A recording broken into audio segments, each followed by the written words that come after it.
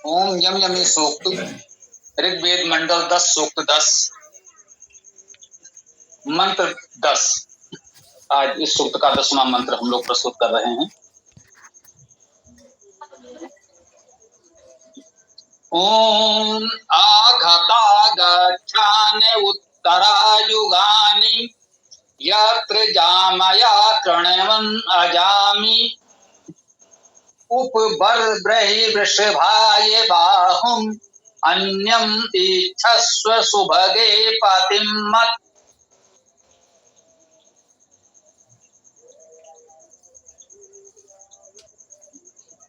इस मंत्र में ऋष यम वैवस्वती, यम वैवस्वत होना चाहिए, यह संभवतः चूक है। यम वैवस्वत देवता, यमी वैवस्वत, हाँ ये चूक है। यमी वैवस्वती और यम वैवस्वत होता है, ये जो भी है थोड़ी सी चूक तो है। छंद त्रिष्टुप स्वर दैवत अनुदात।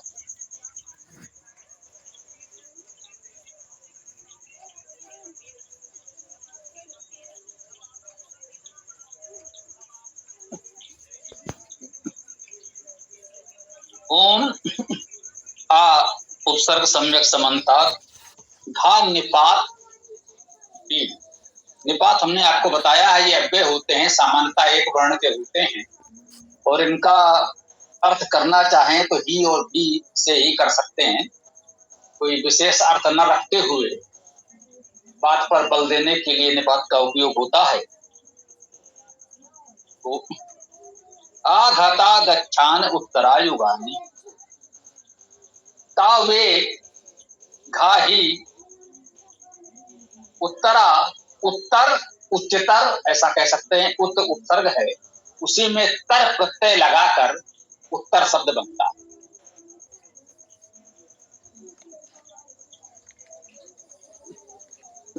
यहां पर व्याकरण की एक विशेष बात समझ लें, अच्छा रहेगा। सामान्यतः हम लोग कहते हैं कि शब्द धातु जो हैं धातु से बनते हैं। व्यापक अर्थों में ये बात पूरी तरह ठीक है, परंतु जैसा कि अभी हमने कहा उत उपसर्ग है, उसमें तर प्रत्यय लगाकर उत्तर शब्द बना, उस उत्तर से उत्तरा बन गया, और भी बन सकते हैं। तो इस प्रकार से उत में तर प्रत्यय लगाकर उत्तर बना, यह एक प्रकार से सर्वनाम की तरह व्यवहार करने लगा। कहीं विशेषण संज्ञा के रूप में भी व्यवहार कर सकता है। उत उपसर्ग है, धातु नहीं, ऐसा हमको पढ़ाया जाता।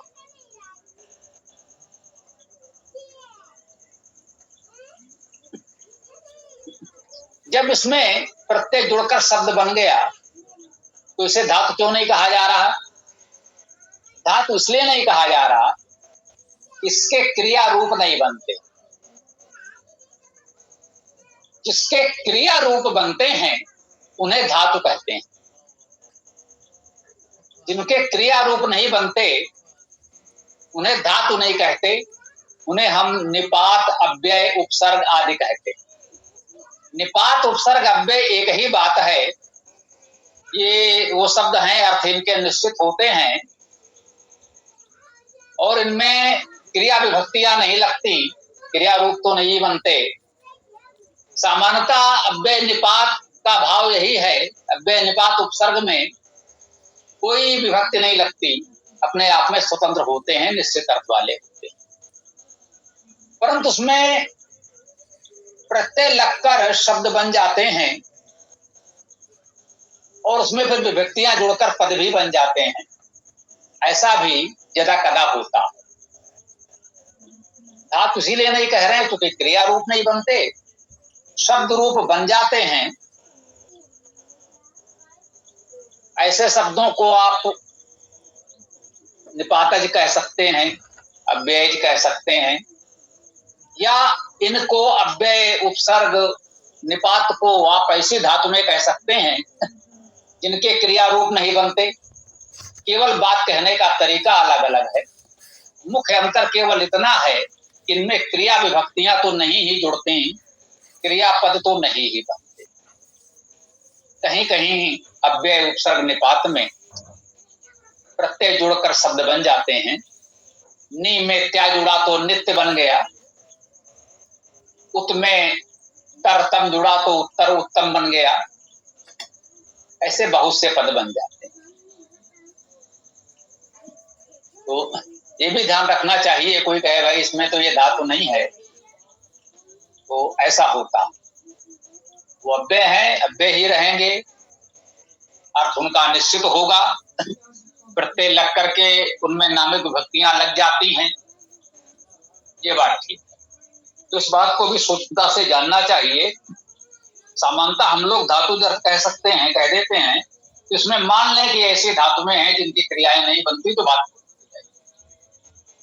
ऐसे ही कुछ ध्वन्यानुसारी शब्द होते हैं, चिष्टा आदि जो भी यंत्र आदि के चलने से, वायु के घर्षण से कुछ प्राकृतिक ध्वनियां होती हैं, तो उन ध्वनियों को अनुकरण करके लिख दिया जाता है। उसमें कोई धातुवादी खोजने की आवश्यकता नहीं होती, उनको भी एक प्रकार से अव्यय मान सकते हैं। तो उपसर्ग निपात अव्यय के अर्थ निश्चित हैं। कहीं कहीं प्रत्यय के साथ शब्द बन जाते हैं तो विभक्तियां लग जाती हैं, ये भी हमें जानना चाहिए। इस उत्तर पद के संदर्भ में मुझे लगा ये जानकारी दोहरा दी जाए, हो सकता है पहले भी बताया हो। आघता गच्छन, आघता गच्छान उत्तरायुगानी, तो तावे घाटी उत्तरा उत्तर उत्तर युगान, युगों को, युगलों को ध्यान दीजिएगा।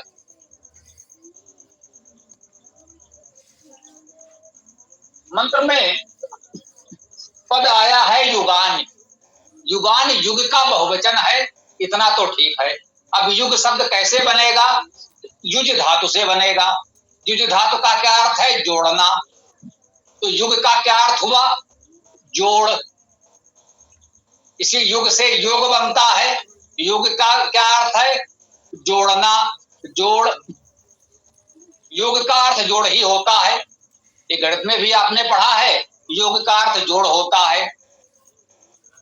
आयुर्वेद में भी योग होते हैं, किसी रोग विशेष के शमन के लिए कुछ औषधियों का योग तैयार किया जाता है। उसमें एक या अनेक औषधियां मिलाकर एक योग बना देते हैं, तो भाई इन औषधियों को मिलाकर दे दें तो इस रोग में लाभकारी होगा।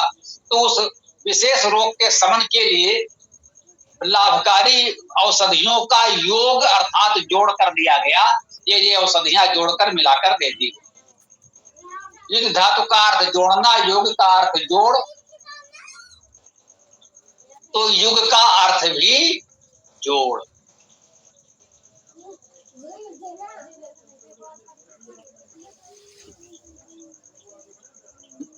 हाँ, इतना ध्यान देना होगा। युज धातु है तो जा का गा हो गया, ये बहुत बार हम लोग चर्चा कर चुके हैं, इतना हम समझ गए हैं।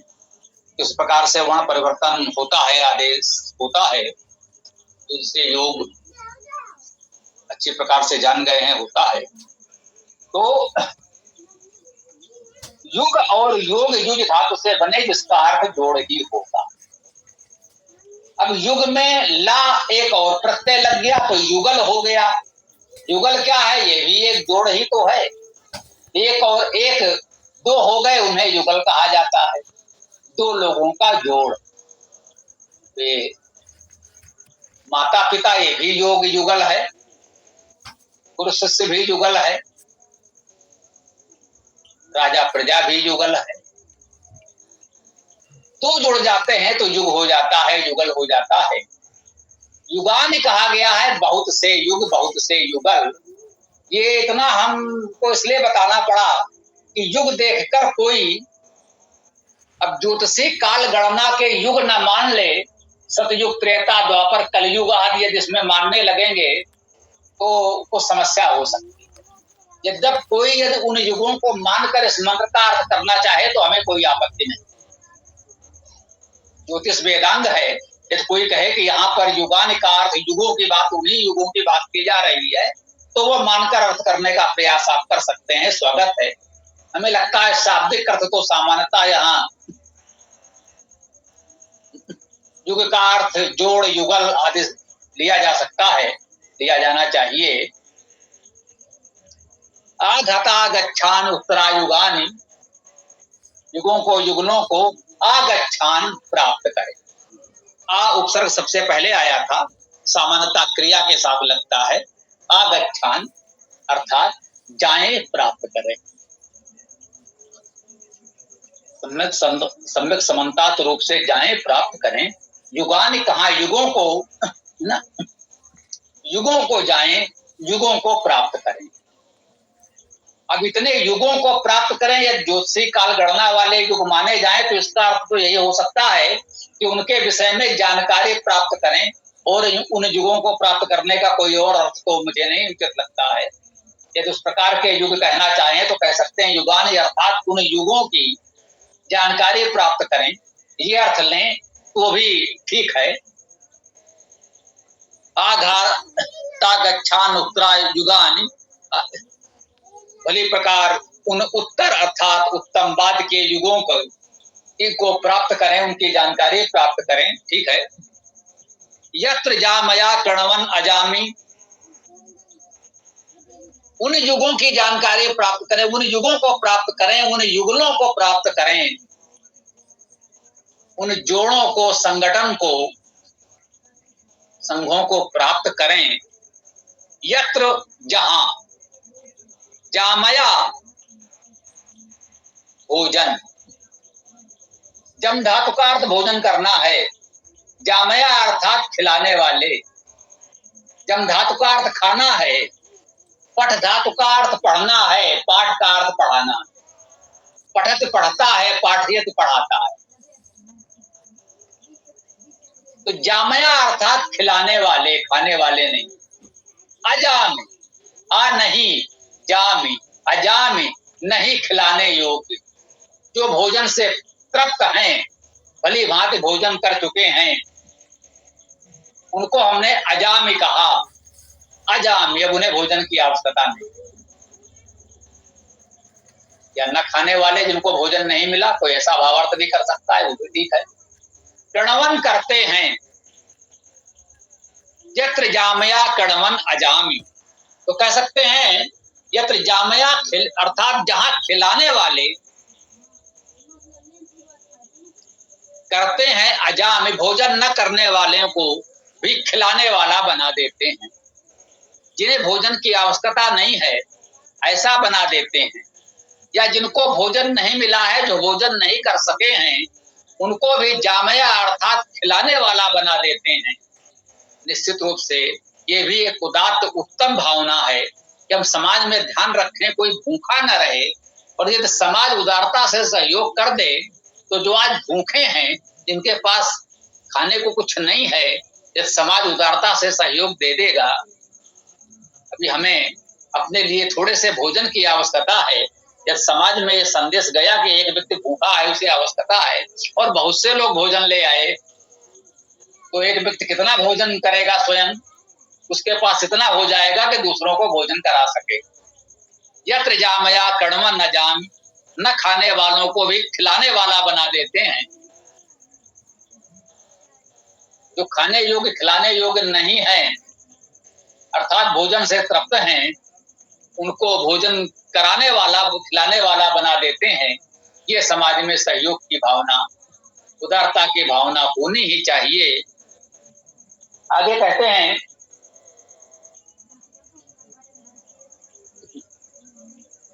उपबर ब्रही प्रसभाय बाहुम, उप समीप बर ब्रही, ब्रह धातु वर्धने, वृद्धि करना,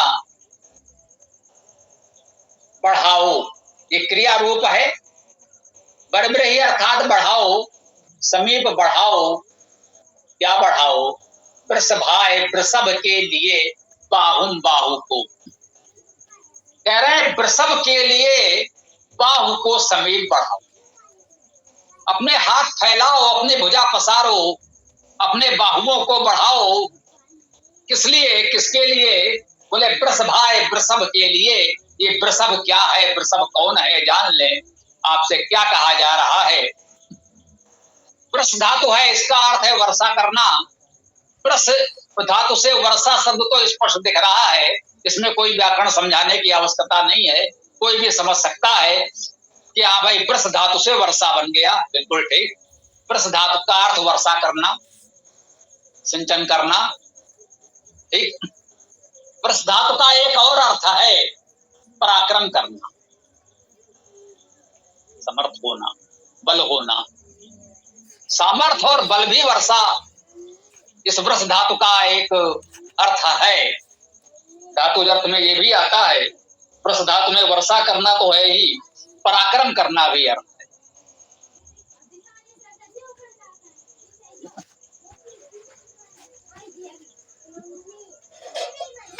तो कह रहे हैं वृष भाई पराक्रमी के लिए,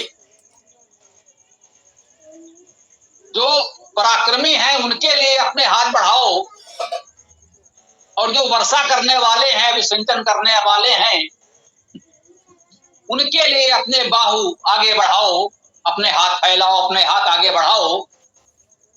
अर्थात जो समाज के हित में कार्य कर रहे हैं, जो समाज में सद्गुणों की वर्षा कर रहे हैं, धन धान्य की वर्षा कर रहे हैं, जिन्हें आवश्यकता है उनकी सेवा सहायता सहयोग कर रहे हैं,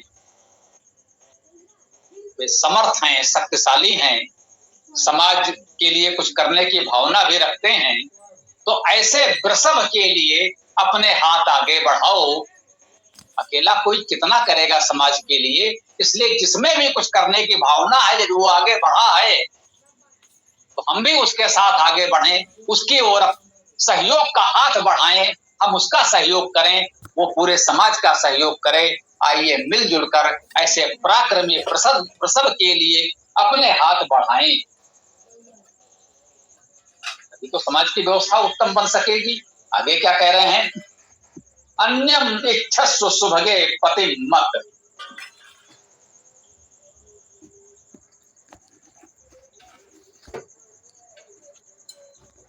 बहुत सुंदर बात कह रहे हैं, इसे थोड़ा ध्यान से समझने की आवश्यकता है। इसमें शालीनता है, विनम्रता है, और समाज के लिए सुव्यवस्था, उत्तम भावना है। अन्यम अन्य को, इच्छस्व इच्छा करो, इसमें कोई व्याकरण बताने की आवश्यकता नहीं लग रही, किसी को लगे तो पूछ लीजिएगा। अन्यम अन्य को, ये मां द्वितीय विभक्ति कर्मकारक है। अन्यम अन्य को, इच्छस्व इच्छा करो, ये क्रिया है। स्पष्ट दिख रहा है, इच्छ धातु का अर्थ इच्छा करना, चाहो, कामना करो, इच्छा करो। अन्यम इच्छस्व, अन्य को चाहो, अन्य की इच्छा करो। सुभगे संबोधन में है, हे सुभग,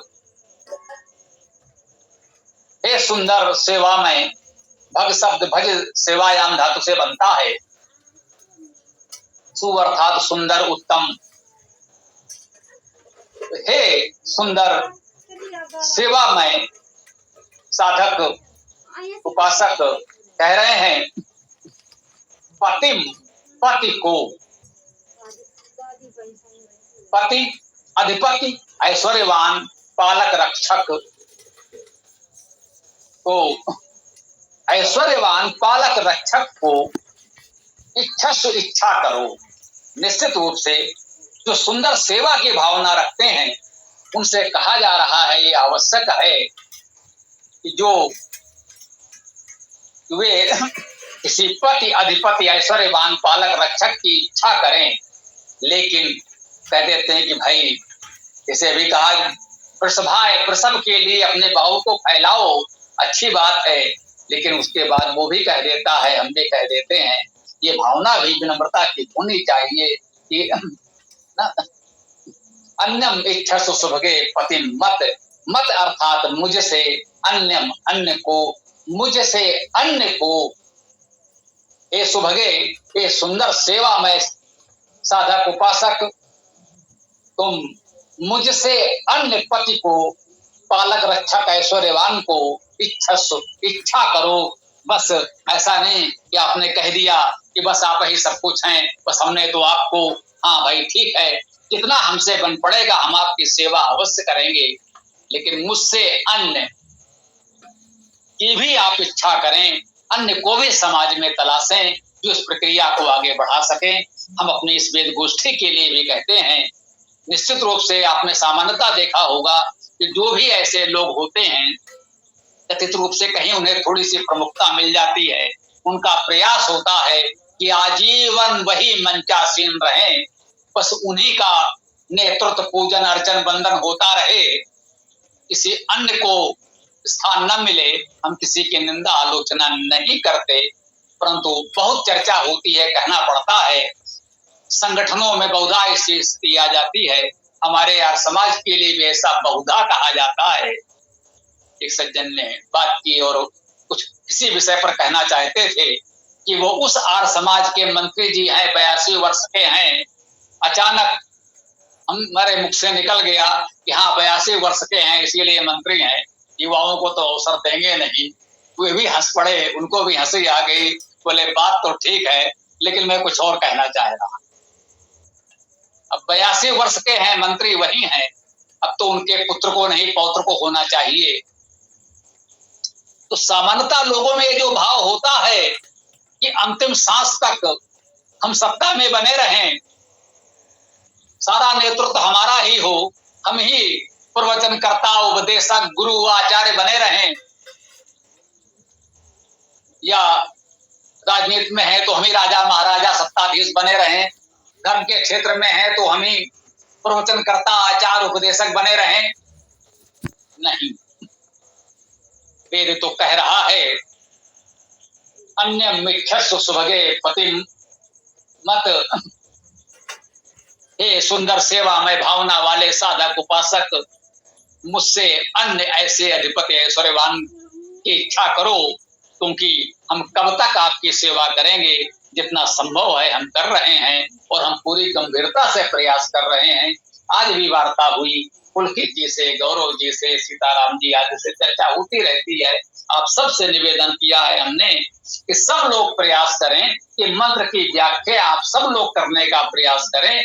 ये मेरे ऊपर बड़ा उपकार होगा यदि हमारे सक्रिय रहते हुए आप लोग करने लगे तो हमें आत्मसंतोष प्राप्त होगा। मुझे लगेगा कि परिश्रम सार्थक हो गया और अब हम विराम ले सकते हैं। ऐसा नहीं होना चाहिए किसी कारण से अचानक हम आपके साथ न जुड़ सकें तो आप कहें अब क्या होगा। कोई बात नहीं, आप स्वामी जी नहीं है तो हम हैं, हम करेंगे। तो ये भावना होनी चाहिए। इस संदर्भ में भी समझ लीजिए कि वेद कह रहा है ये भावना होनी चाहिए कि मुझसे अन्य अधिपति की तलाश और मुझसे अन्य अधिपति की इच्छा करो, अन्य को भी चाहो, उसे भी लाओ। ऐसा नहीं कि मैं ही अंतिम समय तक बिल्कुल सत्तासीन रहूं, आसन पर अधिकार किए रहूं। ये भावना किसी में नहीं होनी चाहिए। हम में तो कह सकते हैं ईश्वर की कृपा है, कभी नहीं रही। कभी भी आप लोग देख रहे हैं, हमारा प्रयास यही है कि आप लोग कब ये अपने नेतृत्व में कार्य चलाने लगें और हम विश्राम ले सकें। तो इस सुंदर भावना के साथ आज की इस मंत्र व्याख्या चर्चा को हम यहाँ विराम देते हैं। इस यम यमी सूक्त के 10 मंत्र हो चुके, 4 मंत्र मात्र और शेष हैं। तो